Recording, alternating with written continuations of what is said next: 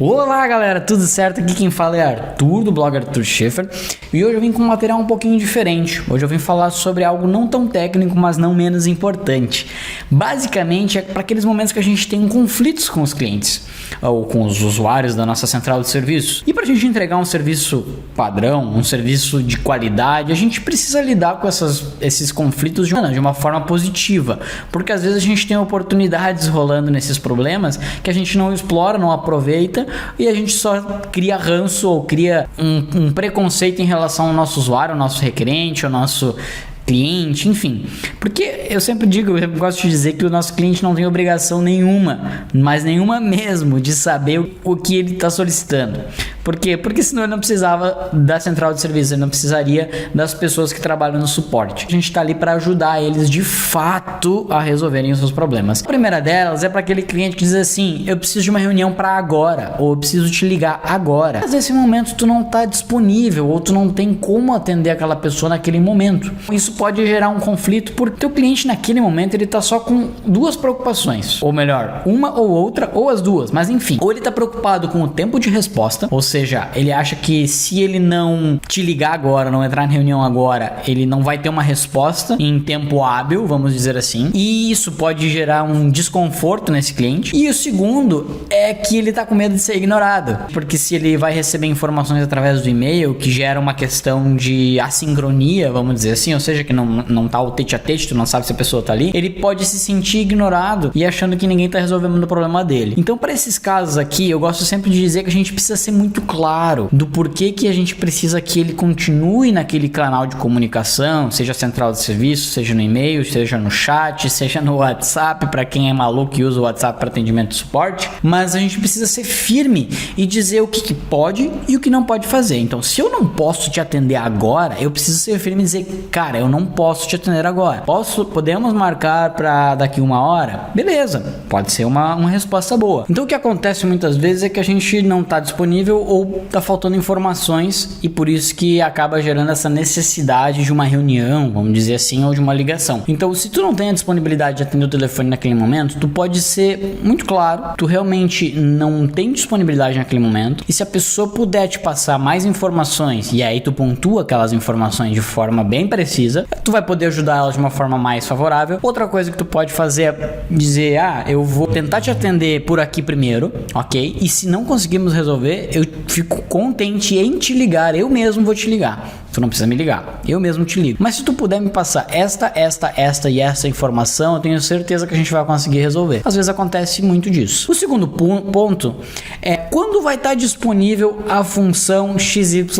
Isso aqui é legal para quem desenvolve software ou para quem implementa melhorias no cliente ou quem está homologando um software e depois de um tempo aquele software não aparece ainda para ser utilizado. Então o cliente fica um pouco impaciente e quer saber daquilo, ou ele quer simplesmente uma função que vai resolver melhor o problema dele. Então isso é mais ou menos um elogio em alguns momentos, porque ele entende que o teu produto ou o teu serviço resolve um problema dele e ele quer resolver ainda mais com novas funções, com novas funcionalidades. Neste momento é sempre importante que a gente seja honesto. Ou seja, a gente tem que dizer se realmente está atrasada essa função, se essa função vai ou não vai aparecer, se ela está sendo de fato analisada para ser colocada e obviamente se ela não for colocada ou ela está atrasada, a gente tem que explicar o porquê. Ou se ela vai vir depois de outras atualizações, porque depende de outras atualizações, hein? A gente precisa deixar muito claro, dar o porquê das coisas. E isso aqui é importante, a gente tem que reconhecer a necessidade que o cliente está vendo naquilo e, se possível, e se for, isso aqui seria legal realmente no software, deixa isso claro pro cliente, que tu nunca considerou talvez aquilo,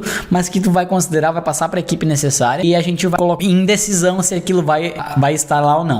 Agora, se for uma função que jamais será colocada, e aí que vocês provavelmente já debateram em algum momento, deixa claro, não vai ser colocado em prática jamais. Por isso e por aquilo. Quando for uma função que vai entrar depois de outras funções, deixa claro que tu não tá dizendo não para aquela função, tu só tá dizendo que que existem outras melhorias que estão sendo mais demandadas naquele momento e por isso a gente está colocando essas aqui primeiro e depois a gente vai lidar com a tua solicitação que tu passou aqui. E isso aqui é bacana porque a gente consegue perceber para que caminho que a gente pode ir. Por quê? Porque o teu cliente está pedindo algo e se tu já pensou naquele algo, talvez seja legal colocar ele mais para cima na prioridade. Claro, se não depender de outras melhorias. O terceiro ponto é: eu quero meu dinheiro de volta. O teu cliente às vezes vai pedir teu dinheiro, vai pedir o dinheiro de volta porque ele não percebe valor no teu produto. Porque o produto que ele comprou era um e o que ele recebeu foi outro. Ele não percebeu aquilo que ele tinha percebido no momento da compra. Na jornada de compra dele, ele percebeu algo que quando ele começou a utilizar, ele não conseguiu de fato usar aquilo. Isso aqui eu gosto de dizer que é uma oportunidade, porque eu já vi casos de empresas que quando o cliente pediu um reembolso, e aqui também é o caso anterior que eu falei das funções, que eu acho que é bacana também uma opção, tu oferecer uma solução criativa usando as funções já existentes para entregar aquilo que o teu cliente quer, porque o teu cliente está pedindo uma função, mas na verdade o que ele quer é uma solução para um problema. Eu gosto de dizer, teve um caso que aconteceu comigo que era um software de tarefa, onde eu solicitei para eles status de tarefas. Só que eles me disseram que não seria colocado em prática, não utilizariam status em tarefas, mas existia a opção de usar etiquetas e existia a opção de usar filtros. Então eles fizeram meio que um manual, me explicaram, usa as etiquetas assim, assim, assim e usa os filtros para poder identificar quais que são os status das tarefas que tu tens ali. E me resolveu o problema. Eu fiquei contente. Não quis mais aquela função porque ela foi muito melhor do que a própria função que eu solicitei.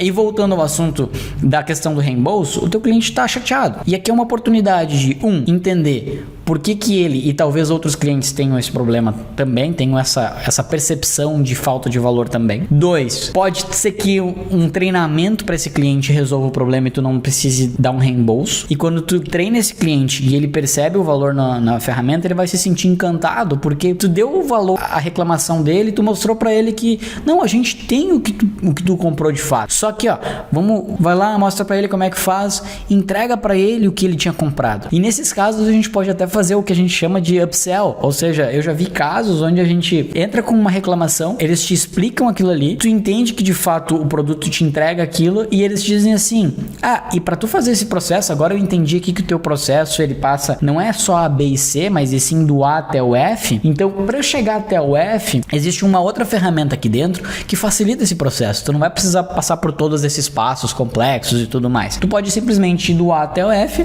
com esse produto a mais aqui, então além do cara se manter, além do teu cliente se manter no teu produto, ele ainda vai assinar um produto novo. Então isso daqui não é uma vez, 2 vezes, eu já vi muita gente passando por isso e eu achei muito interessante. E aqui eu queria pedir uma pausa. Se o vídeo tá sendo legal, eu queria dar aquele likezinho aqui no vídeo, compartilha com um amigo, se inscreve no canal. E a última é quando o teu cliente pede pelo canal errado, ele acontece muito pelo WhatsApp, ou seja, tu não entrega suporte pelo WhatsApp, ele te manda pelo WhatsApp particular. Então, como é que tu vai fazer para transferir esse cliente pro canal correto? Ou como é que tu vai fazer para atender esse cliente sem ser grosso, simplesmente, eu não atendo por aqui? Não é simples, não é fácil, é um trabalho dobrado, mas é necessário. Ou seja, o teu cliente começa o contato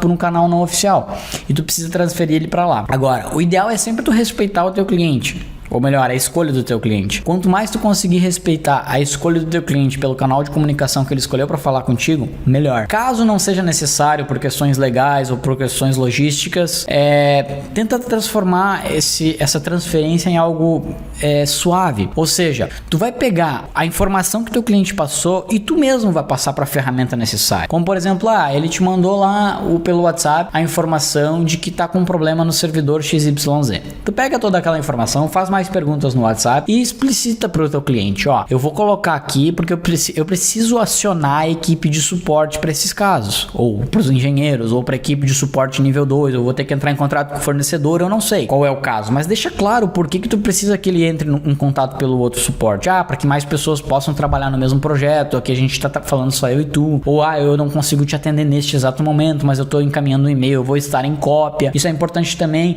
manter pessoalidade de quem começou a trocar informação contigo. Isso pode gerar um pouco mais de confiança, na verdade muito mais de confiança. Tu mesmo vai lá e alimenta o software ou o e-mail ou canal ideal e diz pra ele, ó, eu abri uma incidência aqui no sistema assim, provavelmente tu vai receber um e-mail em seguidinha e a gente pode tratar por lá, beleza? Depois que solucionou tudo, que eu sei que vocês vão conseguir solucionar, eu acredito em vocês, é ideal que tu mande lá um feedbackzinho, além do feedback da ferramenta centralizada, manda um feedback também por onde ele começou, lá pelo WhatsApp. Mas é importante que tu respeite aquele canal de comunicação e depois que tu resolveu o problema, tu explica pra ele, pô, seria legal que tu usasse essa ferramenta porque ela te dá essa visão, ela te dá essa possibilidade. Eu acho que é muito importante que tu valorize o teu cliente, mesmo que ele tenha entrado em contato pelo canal errado, mas que ao mesmo tempo tu ofereça pra ele uma instrução de como ele faz as próximas interações, que aí ele vai se sentir um pouco mais motivado a utilizar aquela outra função. E voltando novamente a pedir pra vocês aqui, se gostou do vídeo, se inscreve no canal, dá um curtir aqui. Se nós tivermos aí 150 curtidas nesse vídeo, eu faço mais 4